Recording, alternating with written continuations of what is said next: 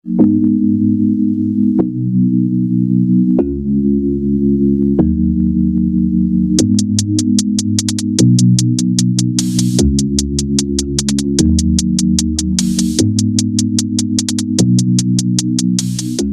உள்ளங்களுக்கு வணக்கம்.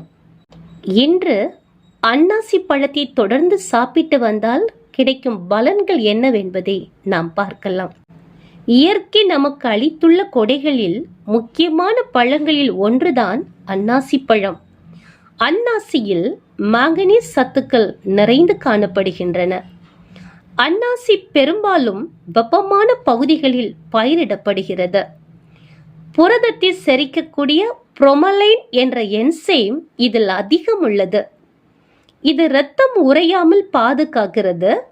தயமின் மற்றும் வைட்டமின் சி சத்தும் அன்னாசியில் அதிகம் காணப்படுகிறது. இந்த அன்னாசி பழம் சாப்பிடுவதால் காது மற்றும் சளி தொல்லை, ப்ளூ காய்ச்சல் உள்ளிட்டவற்றில் இருந்தும் பாதுகாப்பு கிடைக்கிறதாம். இப்பழத்தில் உள்ள மாங்கனீஸ் உடலில் ஆன்டி ஆக்சிடென்ட்களின் சக்தியை அதிகரிக்கிறதாம். இது இதய நோய்கள் மற்றும் மாரடைப்பில் இருந்து பாதுகாப்பு அளிக்கிறதாம். இப்பழத்தில் உள்ள இதர பிற வைட்டமின்கள் உடலில் நோய் எதிர்ப்பு சக்தியை அதிகரிக்க துணை புரிகிறதாம். சோர்வின்றி செயல்பட, உடலை ஆரோக்கியமாக வைத்துக்கொள்ள அன்னாசி பழத்தை சாப்பிடலாம் என்று கணிக்கப்பட்டிருக்கிறது. இந்த அன்னாசி பழத்தில் விட்டமின் பி உயிர் சத்து அதிக அளவில் உள்ளதாம். இது உடலில் இரத்தத்தை விருத்தி செய்வதாகவும் உடலுக்கு பலத்தை தருவதாகவும் இருப்பதோடு பல நோய்களை குணப்படுத்தும் அரிய மருந்தாகவும் இருக்கிறது. அன்னாசி பழத்தை தொடர்ந்து சாப்பிட்டு வர பெண்களுக்கு ஏற்படும் வெள்ளை நோய் குணப்படுத்தப்படுகிறதாம். இதை தொடர்ந்து ஜூஸாகவும் குடித்து வர ஆண்களின் முக அழகு பொலிவு பெறுவதாகவும் கருதப்படுகிறது.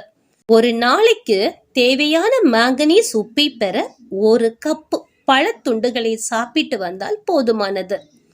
அன்னாசி பித்த கோளாறுகளை விரைந்து குணப்படுத்துகிறது. அன்னாசி பழத்தில் கொழுப்பு குறைவு, ஆனால் நார் சத்து அதிகம். அன்னாசியில் புரதம் தாராளமாக இருப்பதால் ஜீரண கோளாறு, உடலில் வீக்கம் போன்றவை ஏற்படாது. தொப்பையையும் கரைக்கும் சக்தி அன்னாசிக்கு உண்டு.